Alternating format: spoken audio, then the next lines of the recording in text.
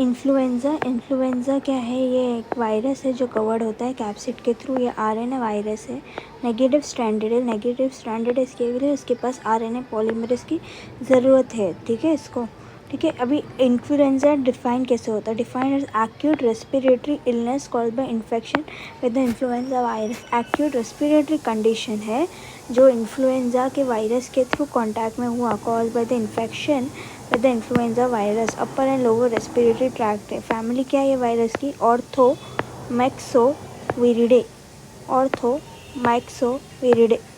ठीक है। Type of influenza virus, A more severe होता है, लेस सीवियर फॉर्म बी होता है, सी वाला जो है वो सब क्लिनिकल इन्फ्लुएंज़ा फॉर्म करता है। ट्रांसमिशन कैसे होता है? ड्रॉपलेट न्यूक्लियर के थ्रू होता है, हैंड टू हैंड होता है, other personal contact, formamide transmission मतलब ट्रांसमिशन टू स्नीजिंग और ड्यूरिंग कफ, ठीक है। अभी इन्फ्लुएंज़ा में कौन सा ग्लाइकोप्रोटीन रहता है? हेमोग्लूटिनिन रहता है, न्यूरामिनिडेज रहता है, ठीक है। हेमोग्लूटिनिन क्या करता है? Important for entry of influenza virus. तो इन्फ्लुएंज़ा वायरस अटैच होता है to sialic acid cell via haemagglutinin, ठीक है। सियालिक एसिड सेल से अटैच होता है वाया हेमोग्लूटिनिन। न्यूरामिनिडेज क्या होता है? जो एग्जिट करता है, ठीक है, एग फॉर एग्जिट, और एज इट डिस्ट्रॉय मतलब वो रिसेप्टर को ही डिस्ट्रॉय कर देता है, जाके सिएलिक एसिड के रिसेप्टर को ही डिस्ट्रॉय कर देता है ताकि वो जो है इन्फ्लुएंज़ा वायरस वो एग्जिट कर सके, ठीक है। अभी दो तरह के ड्रिफ्ट रहते हैं, एंटीजेनिक ड्रिफ्ट रहती है और एंटीजेनिक शिफ्ट रहता है, शिफ्ट और ड्रिफ्ट। अभी इसकी एक निमोनिक है SPRED, एंड एपिडेमिक जो होगा ना ड्रिफ्ट की वजह से होगा। एपिडेमिक ड्रिफ्ट की वजह से होगा तो एपिडेमिक माइनर चेंजेस होगा। माइनर चेंजेस जैसे होगी म्यूटेशन, जैसे होगा पॉइंट म्यूटेशन, ठीक है। और एपिडेमिक होगा नोट चेंज इन सबटाइम, H1N1 ही रहेगा अभी, ठीक है। अभी एंटीजेनिक शिफ्ट ड्रिफ्ट तो हो गया, अभी एंटीजेनिक शिफ्ट क्या होता है? पेंडेमिक होता है, पूरे एक एरिया में हो जाएगा, जैसे H1N5, ठीक है। ये बहुत रेयरली ये डिस्कवर्ड हुआ था, ये पेंडेमिक कॉज नहीं कर पाया बिकॉज वो हर इंडिविजुअल के कांटेक्ट में नहीं आ पाया सही से, ठीक है। चेंज इन सब टाइप करने की वजह से रिसॉर्टमेंट विद एनिमल टिश्यू, तो H1N1 जो है वो अपना क्या बन जाएगा? H2N2 बन जाएगा, ठीक है। ये होता है ड्रिफ्ट, एंटीजेनिक ड्रिफ्ट, मतलब ये वैक्सीन का है ड्रिफ्ट। इतने शिफ्ट बहुत रेयरली आता है, ड्रिफ्ट हर साल में आते रहता है, थोड़ा थोड़ा आते रहता है, तो इसके लिए रैंडम पॉइंट म्यूटेशन बोलते हैं ड्रिफ्ट को, ठीक है। इथियोपैथोजेनेसिस कैसे वजह से हुआ? क्या कॉज इसका क्या है? इन्फेक्शन ऑफ RS एपिथीलियम, ठीक है, इन्फेक्शन ऑफ RS एपिथीलियम ये हो गया, ठीक है। मोड ऑफ स्प्रेड तो अपने बात करें, कॉज अपना infection RS epithelium, replication of virus within 4 to 6 hour, ठीक है। और अपना host response to infection involves complex counterplay of humoral antibody, cell mediated infection and infection of other host defense, and infection of other host defense,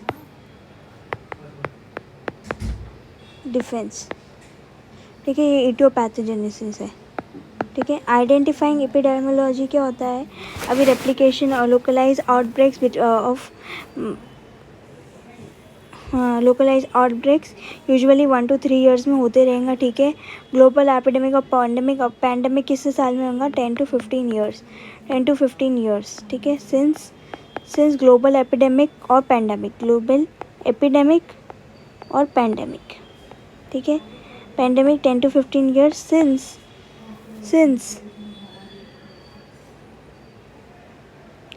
1918 और 1919, ठीक है। Identify epidemiology हो गया, अब बचा क्या? इटियोपैथोजेनेसिस इन्फेक्शन ऑफ RS मैंने बोल दी, ठीक है। Application of virus within 4 to 6 hour, host response हो गया, host response to humoral antibody cell mediated infection ये हो गया। मोड ऑफ स्प्रेड भी बता दिए। अभी क्लिनिकल सिम्टम्स, क्लिनिकल फीचर क्या है? Illness is characterize by high grade fever अपना 39 to 41 डिग्री सेल्सियस, ठीक है। Chills, myalgia in legs, lumbosacral region, ठीक है। लंबोसेक्रल रीजन, मायाल्जिया जो है वो लंबोसेक्रल रीजन में आएगा, ठीक है। मलेस अकम्पनिंग कौन सा सिम्टम है? अकम्पनिंग रेस्पिरेटरी ट्रैक्ट साइन क्या क्या रेस्पिरेटरी ट्रैक साइन की, कफ, सोर थ्रोट, ठीक है। ये जो है अपना एक्यूट ब्रोंकाइटिस भी कॉज कर सकता है, ठीक है। एक्यूट ब्रोंकाइटिस भी कॉज कर सकता है, ठीक है। और may last for a week accompanied by, अभी इधर लिखा था ना,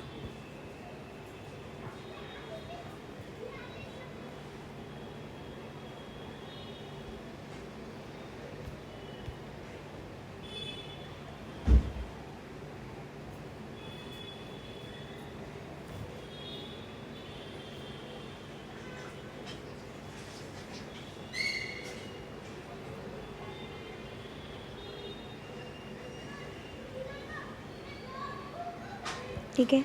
influenza has a wide spectrum of clinical presentation, ठीक है, ranging from mild illness to severe, ठीक है। पोजिशन विथ अभी क्या है, पोस्ट इन्फ्लुएंजल एस्थेनिया में प्रोसेस फॉर वीक्स,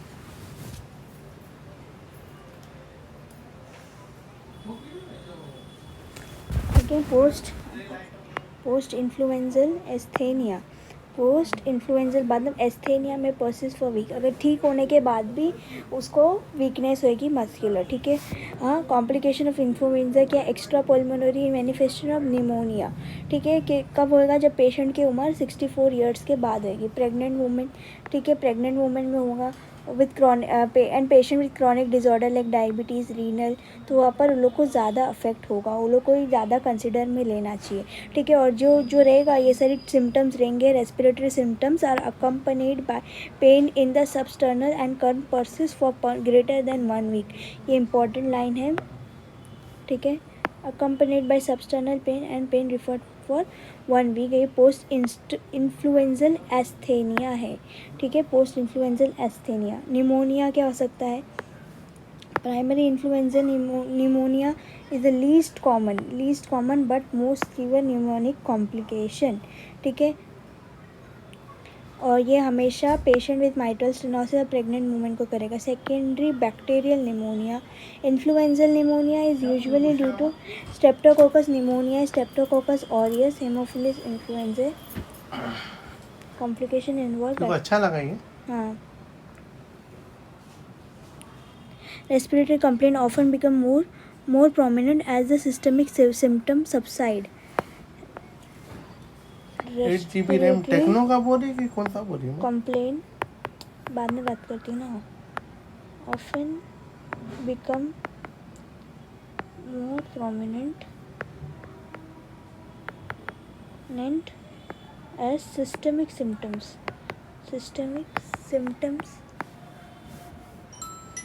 subside। फिर pen in the motion of, अभी ऑक्यूलर सिम्टम्स क्या है, पेन इन द, ज़रा से भी आँख का मोशन होगा तो दर्द देगा, pen in the motion of eyes, ocular symptom, pain in motion of eyes, photophobia, OnePlus company का है, बर्निंग, 105 मेगापिक्सल कैमरा है, स्टोरेज अनकॉम्प्लिकेटेड केस, OnePlus का जितना रहता उतना ही है, और 4,000 कम है सेल में। एग्जामिनेशन सेम है, बस का कैमरा थोड़ा कम है ऐसा, तो कैमरा थोड़ा कम होगा तो 1-2 हज़ार 4,000 का फर्क है कैमरे में, समझे। और तुम्हारा